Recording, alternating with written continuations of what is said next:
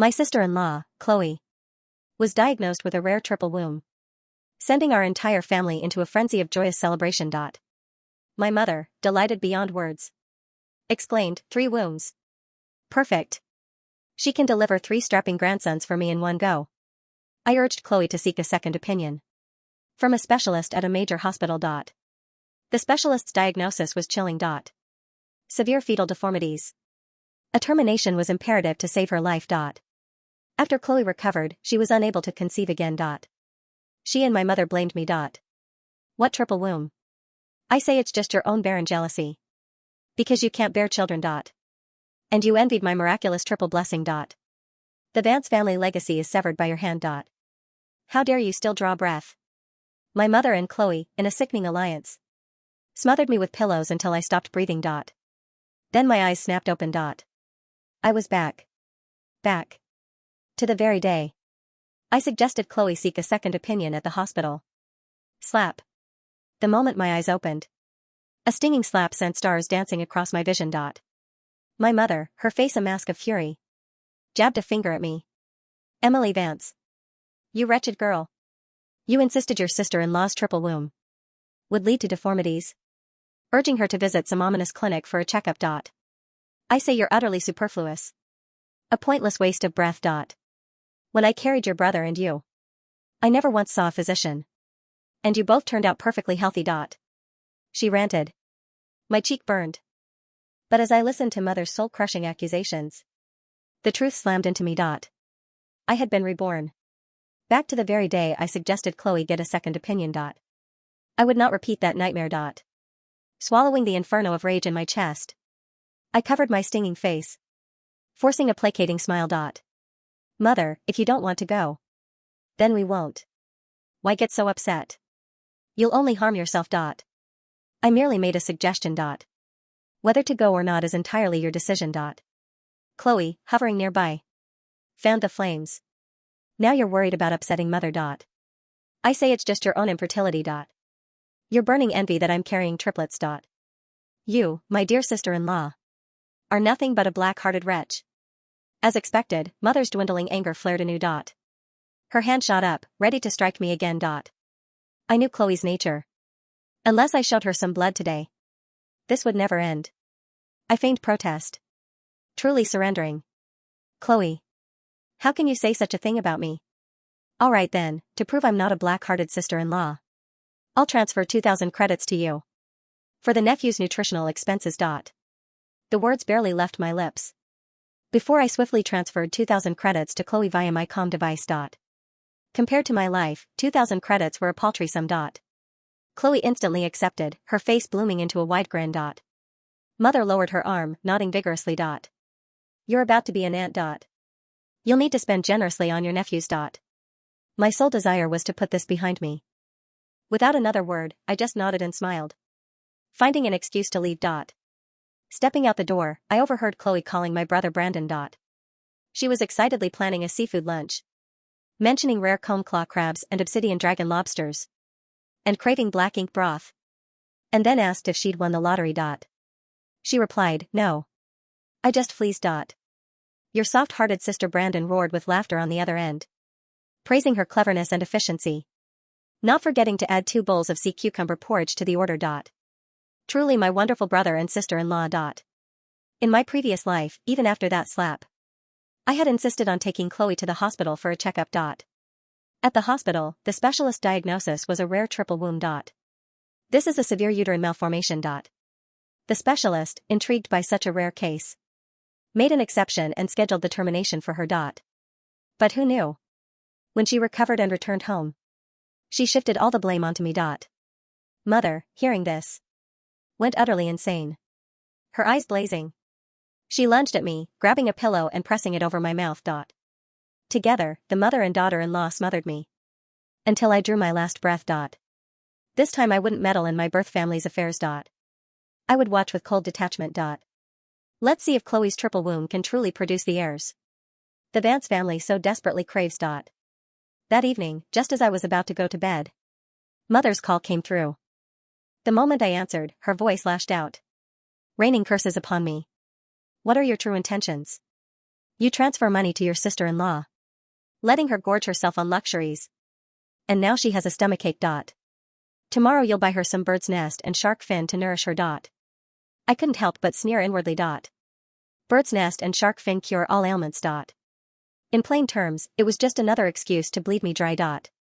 My husband Daniel, drying his hair, chimed in, darling, why don't I arrange for some bird's nest and shark fin? Tomorrow you can deliver it to your sister-in-law. Looking at my considerate, understanding husband, I felt a pang of tears. No need. I'll buy it myself. The next day, I barely stepped through the door, gift box in hand, when Mother's feather duster swished towards me. I blocked Mother's duster with the bird's nest box. Mother, look closely. This is bird's nest. If you break it, Chloe won't be able to get her nourishment. From the bedroom, where she was secretly watching the commotion, Chloe heard this and immediately began to wail loudly. Ow. Ow. My stomach hurts so much. My 3 sons must not be getting enough nutrients. They must be craving bird's nest. Mother, hearing this, immediately dropped the duster, snatched the bird's nest, and rushed to the kitchen. Chloe, bear with it, Mother will stew the bird's nest for you right away. My 3 precious grandsons must not suffer.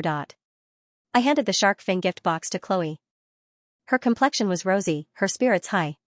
Not a single sign of illness on her face. Brandon emerged from the bedroom, yawning.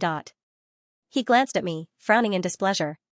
Emily, did you forget to buy me tea this time? I feigned a placating smile. I was so preoccupied with Chloe. Next time I'll buy you 2 extra boxes as an apology. After all, today's bird's nest and shark fin were bought from a bargain bin online store for a paltry sum. In the future, Brandon's tea could also be purchased from a cheap online store. It shouldn't cost much. Chloe suddenly clutched her stomach. Husband, it hurts so much. Brandon quickly asked. Why does it hurt again? Chloe, with a straight face, replied. Probably not enough nutrients. The boys want some premium crab. I reminded her. Chloe, pregnant women should limit their intake of rich, high-fat foods. Chloe ignored me, simply clutching her stomach and wailing about the pain. Brandon quickly said, eat what you want. No restrictions. He then told me to go buy the crabs. Chloe, clutching her stomach, told me to buy a lot, at least 10 pounds. Mother, in the kitchen, pretended to be deaf. Compared to my tragic end in the previous life, their petty schemes were child's play to me. Since they were so eager to dig their own graves, I would gladly lend them a shovel. As I stepped out the door, Chloe's triumphant voice floated from behind me. Husband, aren't I clever? Yesterday, the premium crab was too expensive for you, but today your sister can buy it for us. What a brilliant wife you are. 10 pounds should last us 2 days. After successfully fleecing me twice, Chloe became even more brazen. Every few days, she'd complain of weakness or pain. Mother doted on her as if she were a goddess, indulging her every whim. Anything Chloe herself was too stingy to buy, she'd have Mother call me for. Brandon even occasionally sent me videos of Chloe's bulging belly, bragging about his sons who were destined to inherit a fortune. In the videos, Chloe's stomach was enormous, like a balloon inflated to its maximum. But based on her gestation, she should only have been 4 months along. I couldn't resist reminding Brandon. Chloe's belly is alarmingly large. Perhaps she should see a specialist. Brandon immediately exploded. Emily Vance, what are your true intentions? With 3 sons inside, how could her belly not be big? I say it's just your own inability to conceive, and your jealousy of Chloe's triple blessing. Mother, stamping her foot, chimed in, a big belly means my grandsons are growing well. Chloe, enjoying her current life of endless indulgence, also told me to mind my own business. I stopped advising them. When Chloe was 5 months pregnant, Mother called me in the middle of the night, weeping, claiming Chloe was threatening to jump from a window, and begging me to rush back and help talk her down. I drove home to find Chloe standing by the window, roasted drumstick in one hand, a can of soda in the other, eating and drinking. Seeing me push open the door, she tossed her food, feigned a jump, and wailed theatrically, I can't bear this life any longer. One look at her and I knew she was up to her old tricks, plotting against me again. But what disturbed me more was her belly. What kind of monstrosity was she carrying? Her stomach was grotesquely distended, forming 3 balloon-like lobes. Her skin stretched thin and almost translucent. It wobbled from side to side with her movements, like a child sloshing toy. And I could hear liquid gurgling within. Seeing me silently staring at Chloe's belly, Mother delivered a sharp slap to the back of my head. Don't pretend to be deaf and dumb. Hurry and talk some sense into your sister-in-law. I tore my gaze away and asked directly, "What do you want this time?" Brandon rubbed his nose, a sheepish grin on his face. "It's nothing major, really. Just wanted to discuss the matter of your 3 nephews' properties. My 3 nephews' properties? I feigned confusion. Mother cut Brandon off, earnestly advising me your sister-in-law is carrying triplets. And they're all boys. Don't they each deserve their own house? Your father's and mine, plus your brother's and Chloe's. And then yours. That makes exactly 3. When do you have time to transfer your property into Chloe's name, so she can rest easy during her pregnancy? In the future, your nephews will remember your kindness and take care of you in your old age. Mister, Chloe is carrying the future of the Vance lineage in her belly. There can be no mistakes. You mustn't falter now, or you'll be a sinner against our family." Chloe pointed to her belly, utterly confident in her leverage. "Emily Vance, if you don't agree, I'll jump right now and you'll watch." I almost laughed with rage. In both this life and the last, they coveted my home, remembering how in my previous life they had murdered my husband for it. I knew that if I refused today, they might plot something sinister against Daniel and me. I have no objection to transferring the house to Chloe. After all, I don't plan on having children, so it will all go to my nephews anyway. Mother and the others beamed, praising my understanding and sensibility. I sneered inwardly, my face betraying nothing. It's just that the house is shared marital property. I'll need to discuss it with Daniel. Rest assured, I'll work on him. The house will definitely go to my nephews. My words were perfectly reasonable. Even Brandon nodded in agreement. Right. You do a good job convincing your brother-in-law. We need to keep our wealth in the family. Chloe, slightly displeased I hadn't immediately agreed, continued to demand more. Only when your 3 nephews are born. You mustn't be stingy. You'll need to give each of your nephews a gift of at least 66,000 credits, won't you? I almost rolled my eyes, but I readily agreed. Fine, as long as you can actually deliver them. The weeks following my agreement to transfer the house were a study in the darker side of human greed. I didn't actually sign anything, of course. I told them the lawyers were reviewing the titles and that the marital asset division required a series of complex audits. Brandon and Chloe, being medically and legally illiterate, swallowed it whole, their eyes fixed only on the imaginary fortune waiting at the end of the 9th month. Meanwhile, Chloe's body was becoming a biological disaster. By the 6th month, she could no longer walk. Her belly hadn't just grown, it had mutated. The 3 distinct lobes were now so heavy they hung toward her knees, encased in skin so stretched it looked like purple parchment. The gurgling sound I had heard before was now a constant, wet sloshing that filled the room whenever she moved. "Look at them," my mother whispered one afternoon, her eyes glazed with a fanatical light as she stroked one of the pulsating lobes. "The Vance heirs. They're so strong they're fighting for space. They're going to be giants." Chloe wasn't fighting for space, she was fighting for breath. Her face had become gaunt, her eyes sunken and yellowed, while the rest of her body seemed to be withering away to feed the monstrosity in her center. She looked like a parasite's host. "Emily," Chloe wheezed, her voice a thin rasp. "The 66,000 credits. I want the first installment now. I need special silk for the nursery." And Brandon saw a diamond-encrusted rattle set. I sat by her bed, peeling an orange with deliberate slowness. I had started recording every conversation on a hidden device. "Of course, Chloe. But remember, the bank won't release the nephew fund until we have a confirmed heartbeat for all 3. Family rules, you know?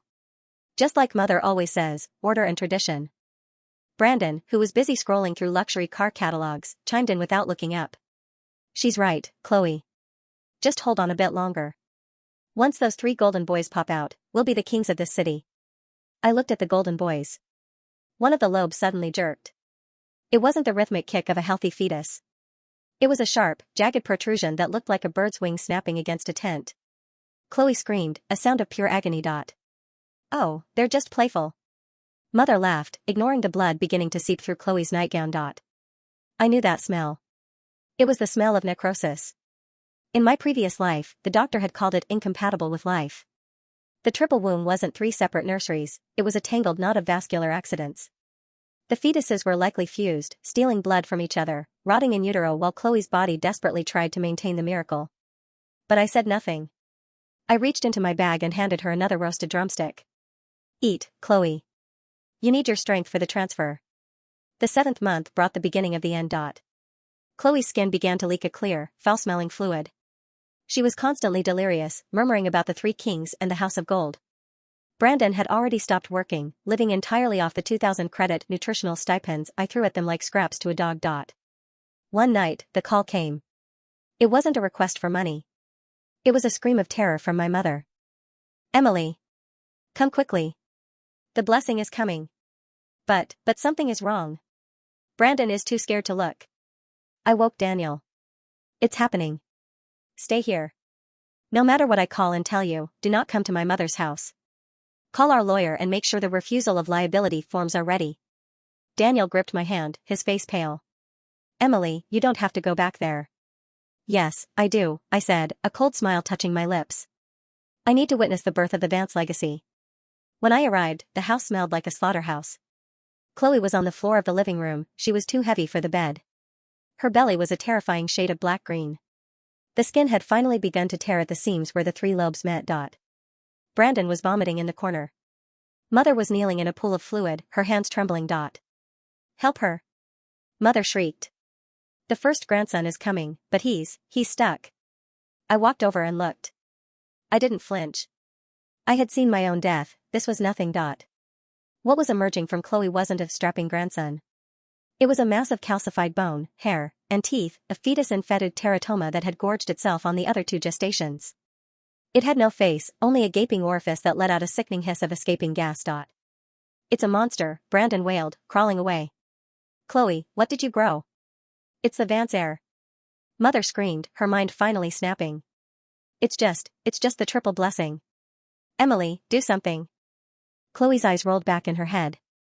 Her heart, overworked and failing, gave a final, erratic thud.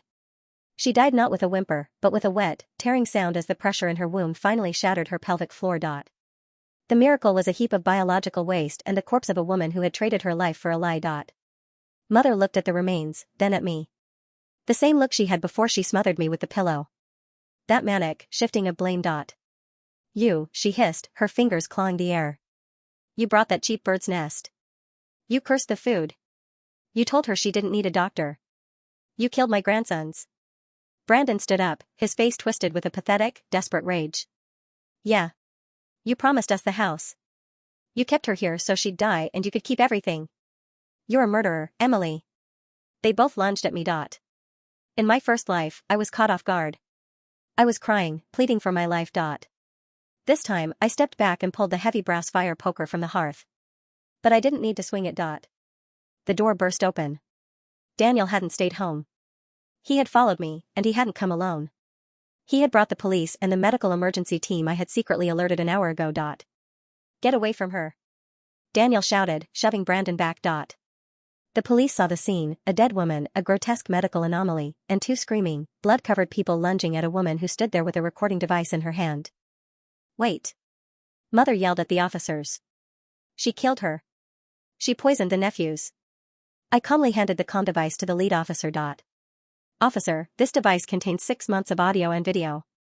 It records my mother and brother refusing medical treatment for Chloe, despite my repeated pleas for them to see a specialist. It records them extorting me for credits and property in exchange for access to the pregnancy. It records my brother admitting to fleecing me for luxury seafood while his wife was clearly in medical distress. I looked at Brandon, who was being cuffed. And there's the footage from the hallway. The footage where I offered to take her to the hospital tonight, and Brandon told me to shut up because he didn't want the doctors to steal the grandsons. I had never offered that, of course. I had simply whispered it near the device while Brandon was shouting. In the chaos, the recording sounded like a confession of their negligence. The aftermath was a symphony of justice. Chloe was buried in a pauper's grave, the Vance fortune had been entirely spent on crabs and lobsters. Brandon was charged with gross negligence resulting in death and extortion. He's currently serving 15 years. He writes me letters from prison, begging for tea and credits. I use them as kindling for my fireplace. Mother was committed to a psychiatric ward. She spends her days with a pillow, rocking it back and forth, telling the nurses that the three kings are coming to take her to her golden house. I sat in my garden with Daniel, the sun warming my face. I wasn't pregnant. I didn't have a triple womb. I had something far more miraculous. I had a life that belonged entirely to me. As I sipped my tea, the expensive kind, not the bargain bin trash I'd fed Brandon, I looked at the old Vance family photos. I realized that the triple womb hadn't been a curse or a blessing. It had been a mirror. It showed my family exactly what they were: hollow, consuming, and destined to tear themselves apart from the inside out. I closed the album and threw it into the trash. The Vance family legacy was indeed severed. And for the first time in 2 lifetimes, I could breathe.